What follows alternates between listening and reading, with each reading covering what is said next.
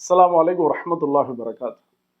அல்லாஹு தாலாவுக்கு 12 மாசத்தை படைச்சிருக்காங்கன்னா அந்த 12 மாசத்துல ரொம்ப பிரியமான மாசம் அப்படின்னா இந்த ரமலான். ஏன் அல்லாஹு தாலா ரமலானுக்கு இந்த நோன்பையும் வச்சு ரமலான அல்லாஹு தாலாவுக்கு ரொம்ப பிரியம் அப்படின்னா நிறைய காரணங்கள் இருக்குது. ஒரு காரணம் வாசிலா இப்னுல் அஸ்கா, அந்த சஹாபியுடைய ரிவாயத்து. அவங்க சொன்னாங்க, ரமலான் மாதம் அப்படிங்கிறது சாதாரண ஒரு மாதம் கிடையாது. ரமலான் மாதத்தை நம்ம நினச்சிக்கிட்டு இருக்கிறோம் குர்ஆன் மட்டும் இறங்கிய மாதம். அல்லாஹு தாலாவுடைய இறை வேதங்கள் அத்தனையும் இறங்கின மாதம் ரமலான் தான். சுஹுஃப் இப்ராஹிம் அலைஹிஸ்ஸலாம் கொடுக்கப்பட்ட அந்த ஏடுகள், அந்த டெஸ்டமெண்ட்ஸ், அந்த கமாண்ட்மெண்ட்ஸ் கொடுக்கப்பட்டது என்னன்னு சொன்னால் ரமலான் 1 இரவில்.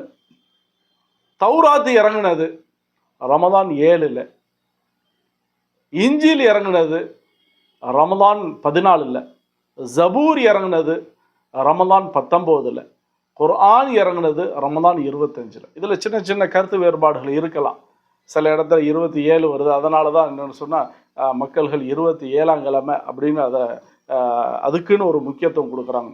அப்போ ரமலான் மாதம் அப்படிங்கிறது இறைவசனங்கள் இறங்குவதற்காக வேண்டி அல்லாஹு தாலா அந்த மாதத்தை முதல்ல தனியாக வச்சுருந்தான். அதனால தான் இந்த ரமலான் மாதம் அப்படிங்கிறது ஒரு மனுஷன் பசியோடு இருந்து இறை விஷயத்தை அடைகிறதுக்காக வேண்டி அல்லாஹு தாலா அவனுடைய உணவுகளையும் மாற்றி வச்சிருக்கான். அவனுடைய தினமும் உடைய ரொட்டீன் வாழ்க்கையும் மாற்றி வச்சிருக்கான். வாஹிரு தாவானா அல்ஹம்துலில்லாஹி ரப்பில் ஆலமீன்.